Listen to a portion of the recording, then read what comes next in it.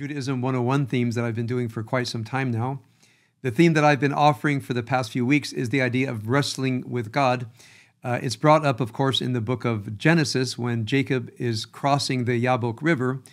He encounters an Ish, a somebody, in the middle of the night. There are interpretations who the Ish was. It never says, of course, it's an angel. My interpretation is that it is actually his brother Esau. And there's a wrestling match that occurs. In this wrestling match, the person who has confronted Jacob announces that his name will be changed from Yaakov, the usurper, to Yisrael, which probably means God is my fighter. But here there's something of a playful reinterpretation of the word to the one who is the God wrestler. So Yisrael, God fights for me, to Yisrael, the one who fights with God. The person, I think Esau says, your name is now going to be Yisrael, Kisarita im Elohim va'anashim vatuchal, because you have struggled with Elohim, to say divine beings, ve'anashim, mortal beings, vatuchal, and you have prevailed. Very briefly, my interpretation of this has been that when Jacob left Eretz Canaan back in chapter 28, remember, God promised to be with Jacob. And for God promising to be with Jacob, when Jacob, in my mind, looked over his life, looks over the struggle to marry Rachel. Remember, Lavan substitutes Leah instead. Jacob suffers terribly under Lavan. He escapes from Padan Aram in the middle of the night. He's pursued by Lavan. So the 20 years that he's been in Padan Aram, having escaped from his brother's wrath in Canaan, have not been good years. So Jacob is faced between, on one hand, the chicanery of Laban and the wrath of his brother Esau, then Jacob is squeezed in the middle. In my opinion, Jacob is asking, what does it mean that God is with me when my life is filled with so much suffering? When in order to do God's will, I've incurred the hatred of my brother. In doing my parents' will and God's will to go to Padan Aram, I've lived 20 years with a really disgusting, cheating man. And so in my mind, Jacob is asking about his fate. He struggled with the idea that even though God is blessing him, life is not turning out the way that Jacob thought would be a life of blessing. Of course, that applies to many of us as well. Many of us have chosen spiritual paths. We've chosen paths of consciousness, of goodness and righteousness.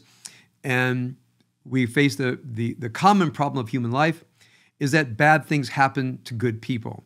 And I think Jacob was wondering about that as well. Of course, Jacob's life was also struggling both with Lavan and struggling with his brother Esau. And in this moment, he's no longer the usurper, but the one who can prevail over very difficult life circumstances. I'll put that aside for a moment and take this idea of what it means to be a God wrestler in more of a generic sense. In my first talk, I've shared that the first step of what it means to be a God wrestler for me means to struggle with that which is God in your life. Now, what is God in your life? That value, that presence, that guidance, that determines purpose and meaning in your life. So I don't mean the God of the Bible. I don't mean the God of the Kabbalah, the God of Maimonides. What operates as your compass in your life, that which gives you direction and that which pushes you forward in your life. Now, when we have crises in our lives, it's that the purpose, meaning, focus, and direction starts to crumble, that we don't know that our lives have meaning. We feel that it doesn't make any difference what we do, how hard we try. The things we value the most in life seem to slip away from us. So in those moments of doubt in spite of our will to achieve the good, I think that's where our deepest wrestling takes place. So I'm recommending that there are so far 3 steps in this wrestling, and one of them is the existential commitment that there is the good. And I've had people ask me, old and young, ask me, what evidence do you have that there's something called the good, the righteous, the true, the beautiful? Of course, there is no empirical evidence whatsoever. There's no empirical evidence that the good, the right, the true does not exist or does exist. And therefore, what does one do? So I propose to myself and to anybody who asks me, you have to make an existential decision, a decision that does not waver, that your life is committed to the good, the right, the true, the just. And when people say, can you prove that it exists? Say, I don't prove that it exists. My life is premised on their existence, and the rest of my life is trying to figure out what exactly these terms mean and what duties come to me based on the realities of these words. So my question is not whether love, justice, truth, beauty, righteousness, etc. exist at a metaphysical level. I believe they do. My question is, what does that demand of me? And I believe that's an existential choice. And sometimes when we're suffering the most, we have to re-decide every single day as the meaning and purpose of our lives in terms of these metaphysical ideals. What I suggested last week in the idea of God wrestling is the common problem that's brought to people, which is, if there is God, how can there be evil? You've probably heard this your entire lives. I have, since the day I told anybody that I intended to be a rabbi.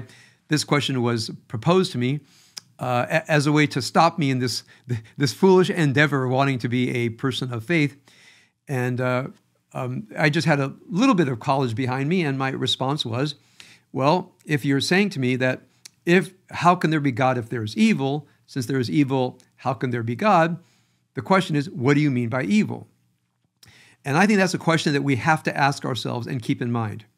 Because if we mean by evil, or any moral question, just a construct of human opinions, it's like saying, if there are opinions, there can't be God, which is absurd.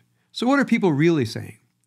There's something called evil that exists in the world that seems to escape the will of the divine for the good. Now, we have a problem that is, I think, as old as human thinking. How can there be a divine will for the good and the existence of some force that is against the divine? By the divine, don't we mean that which is all-powerful?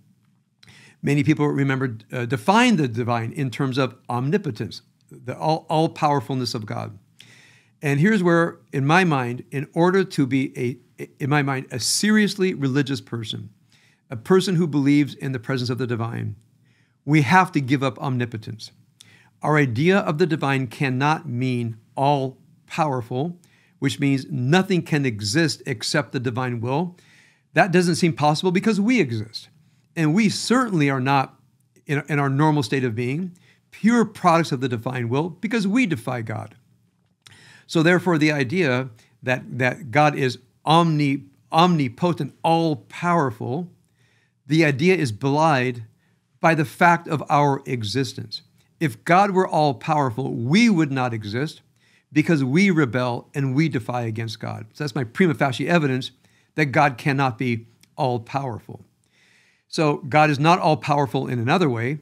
Not only are there individual human beings that defy the path toward righteousness, goodness, truth, etc.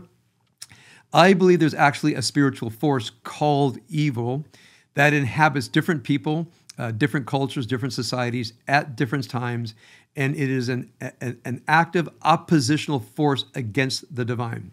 Now, it's a troublesome idea. In the Kabbalah, this is called the Sitra Achra, the other side. It's a troublesome idea, but I can't understand the divine. I can't understand myself. I can't understand history without the sense that there is an oppositional force against the divine that can shape people, shape cultures, shape societies, as we see today, and can bring terrible, terrible crisis into human history. And this then brings up, for those of us who stand for what is good and righteous and true, to actively engage in the struggle against evil in ourselves, in our societies and cultures, and even in a worldwide political sense, as we saw most sharply in the Second World War, and we're seeing something akin to that today. So my 3 steps of God wrestling so far are the existential decision that the metaphysical values of love, justice, truth, beauty, righteousness exist. They're not human constructs. They actually exist on a metaphysical level, not an empirical level, obviously. Number 2, you have to define evil if you're going to be able to understand the idea of God, because part of what God is the force that is against evil that exists in the universe and in the hidden chambers of the human heart. The part I want to add to all of that today is, can one have a personal relationship with this force called for the divine? So I'll develop that question more next week in these series of Judaism 101 teachings on what I mean by God wrestling.